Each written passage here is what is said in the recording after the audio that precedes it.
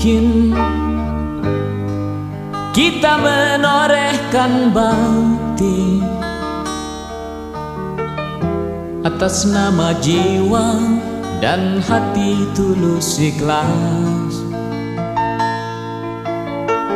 Mumpung masih ada kesempatan buat kita mengumpulkan bekal perjalanan abadi. Ho ho ho, du du du du du du, du du du du du du du, ho ho ho ho. Kita pasti ingat tragedi yang memilukan.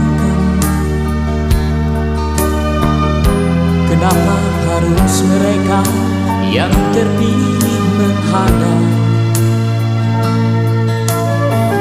Tentu ada hikmah yang harus kita petik atas nama jiwa